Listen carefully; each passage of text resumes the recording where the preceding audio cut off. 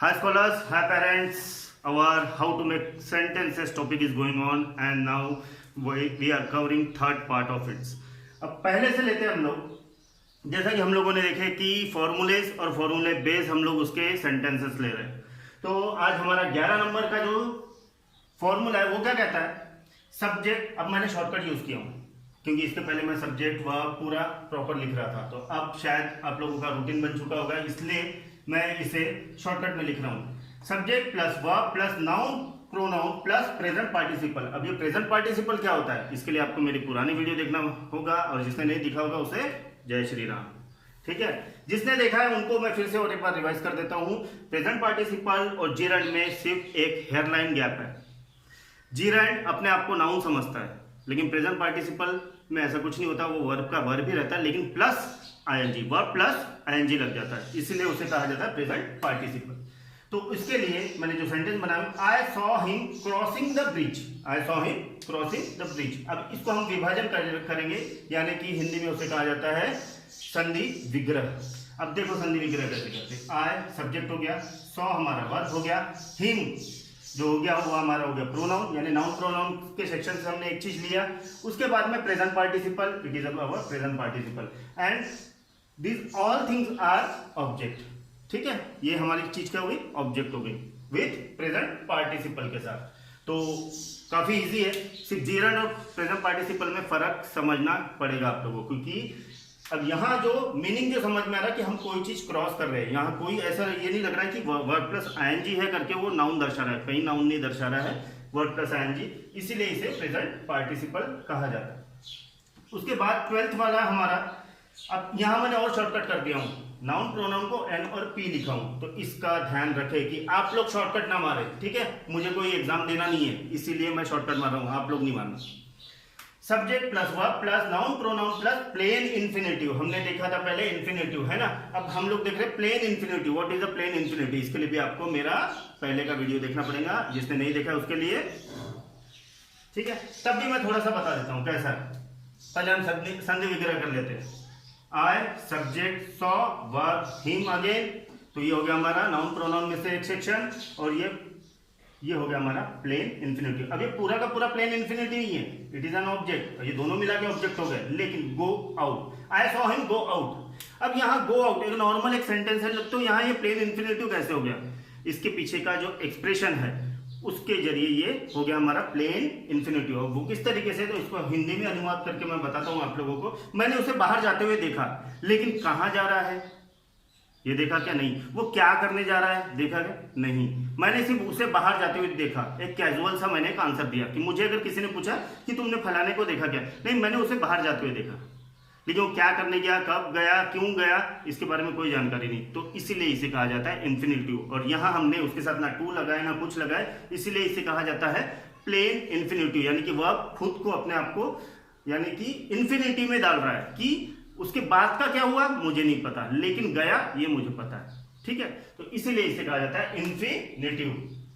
अब उसके बाद 13 subject plus verb again noun pronoun plus past participle. अब जैसा प्रेजेंट पार्टिसिपल होता है वैसे ही वर्ब के साथ पास्ट पार्टिसिपल भी होता है। पास्ट पार्टिसिपल यानी कि पास्ट वाला वर्ब, जो हम लोगों ने अपने टेंस के इसमें देखे हैं कि पास्ट पार्टिसिपल क्या होता है। तो एक मान के चलो कि ईडी लगा दी हमने, ईडी है ना, वर्ब के साथ हमने ईडी लगा दी, लेकिन हमेशा जरूरी नहीं है कि ईडी लगा के ही वो पास्ट पार्टिसिपल बने, है ना।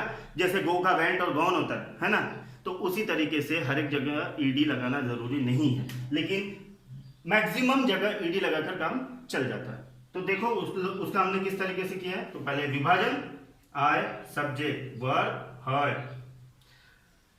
अगेन प्रोनाउन माय, और ये नेम कॉल्ड, ये हमारा ऑब्जेक्ट भी हो गया। अब देखो यहाँ called, called CALL call, call को हमने पास्ट पार्टिसिपल कर दिए तो उसमें ईडी लगा दी हमने, तो कॉल्ड हो गया, आ गया इस तरीके का। तो ये होता है हमारा पास्ट पार्टिसिपल, यानी कॉल प्लस ईडी। ठीक है, ये जो विभाजन करके जो मैं बता रहा हूं उस हिसाब से देखो, तो ये हो गया हमारा प्रेजेंट पार्टिसिपल। अब 14 subject plus verb again noun pronoun plus to be और प्लस कॉम्प्लीमेंट, हम यहाँ प्लस लगा देते हैं। ठीक है, प्लस कॉम्प्लीमेंट। अब ये कॉम्प्लीमेंट क्या है, तो हमने जो सेकंड वाला फॉर्मूला देखा था उसमें कॉम्प्लीमेंट यानी क्या होता है, कॉम्प्लीमेंट होता है वो सब्जेक्ट का कॉम्प्लीमेंट, ठीक है, सब्जेक्ट कॉम्प्लीमेंट या तो फिर वर्ब का कॉम्प्लीमेंट, या तो वर्ब का कॉम्प्लीमेंट, यानी कि वर्ब से रिलेटेड चीज या तो सब्जेक्ट से रिलेटेड चीज, उसे कहा जाता है कॉम्प्लीमेंट। क्योंकि यहां मैंने शॉर्टकट में लिखा हूं, लेकिन जो सेकंड वाला जो रूल बोलता है हमारा, तो उसमें मैंने क्या किया था, सब्जेक्ट कॉम्प्लीमेंट लिखना है आखिर में। दिस इज अ पेन, याद आया आप लोगों को, दिस, अब ये दिस किसके लिए था, अ पेन के लिए, है ना, तो वो सब्जेक्ट का कॉम्प्लीमेंट हो गया। तो इसी तरीके से कॉम्प्लीमेंट, हाँ मैंने इसलिए इसे शॉर्टकट लिखा हूं, हो सकता है कि वर्ब का कॉम्प्लीमेंट हो या तो सब्जेक्ट का हो, इसलिए अब देखते हैं हम लोग इसके एग्जाम्पल में कि वो किसका कॉम्प्लीमेंट है। अब यहाँ टू बी, उसको मैंने ब्रैकेट किया हूं, तो ये भी एक अलग इसका एक्सप्लेनेशन है, वो भी ध्यान से सुनिएगा।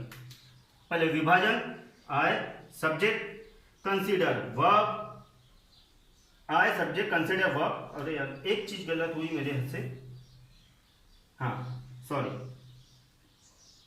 Your plan, I consider your plan. अब यहां यूअर क्या आ गया, नाउन प्रोनाउन, प्लान। अब ये टू बी, यहां भी ब्रैकेट यहां भी ब्रैकेट, ठीक है, उसके बाद ये कॉम्प्लीमेंट। अब ये कॉम्प्लीमेंट किसके लिए है, प्लान के लिए। अब देखा जाए तो ये जो कॉम्प्लीमेंट है ये इसके लिए भी है। अब ये देखा जाए तो ये कॉम्प्लीमेंट किसके लिए है, इसके लिए, यानी कि इसीलिए जो मैंने सिर्फ कॉम्प्लीमेंट लिखा हूं, तो इसमें जरूरी नहीं है कि वो सिर्फ सब्जेक्ट का हो। अब देखो किस तरीके से, अनवाइज, अच्छा नहीं लगा या तो खराब था, ठीक है, यानी संतोषजनक नहीं था। मैंने वो जो प्लान देखा, तुमने कोई एक प्लान बताया था मुझे कि ऐसा ऐसा करेंगे, लेकिन मुझे अच्छा नहीं लगा, तो उसके बारे में मैं एक्सप्लेनेशन दे रहा हूँ। तो सबसे पहले इसका बताता हूँ, उसके बाद में फिर इसके एक्सप्लेनेशन बताता हूँ। तो पहले अनवाइज यानी क्या होता है। अब देखो, आई कंसिडर, मैंने जो देखा वो मुझे अच्छा नहीं लगा, तो यहाँ यानी कि क्या हो गया, जो मैं देख रहा हूँ, है ना, देख रहा हूँ, तो यहाँ क्या हो गया, वर्ब का कॉम्प्लीमेंट हो गया अनवाइज, ठीक है। उसके बाद किसका प्लान था, तुम्हारा, यानी यूअर प्लान, तो यूअर का भी कॉम्प्लीमेंट हो गया। प्लान, अनवाइज क्या था, प्लान था, तो इसका भी कॉम्प्लीमेंट हो गया। अब आता हूं मैं ये ब्रैकेट वाले टू बी पे, ठीक है। To be it is also प्रत्यय, जो हम हिंदी में बोलते हैं ना बी प्रत्यय, तो इसीलिए अब बी टू बी लगाओ या मत लगाओ, कंसिडर्ड है कि टू बी।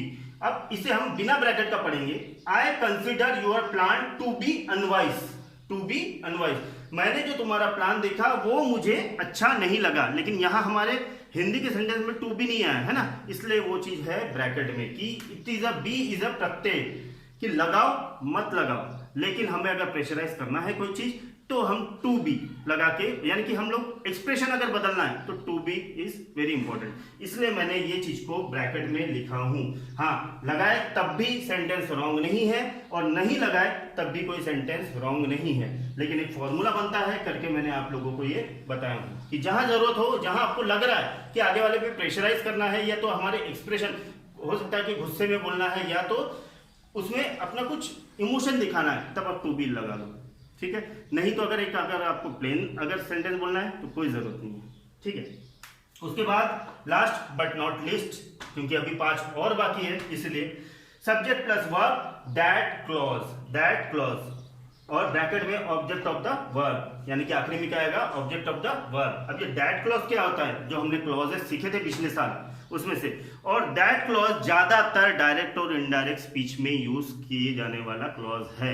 हम लोग ज्यादातर डायरेक्ट और इनडायरेक्ट स्पीच में उसे यूज करते हैं। तो हमने भी यहाँ एक सेंटेंस बनाया, तो वो किस तरीके से, पहले विभाजन, आई सब्जेक्ट वर्ब सपोज। अब देखो ये दैट आया, दैट यहां, तो that he is not at home. अब ये दैट बीच में लाने की जरूरत क्या थी, क्लॉजेस यानी क्या होता है, मेन क्लॉज और सबऑर्डिनेट क्लॉज होता है।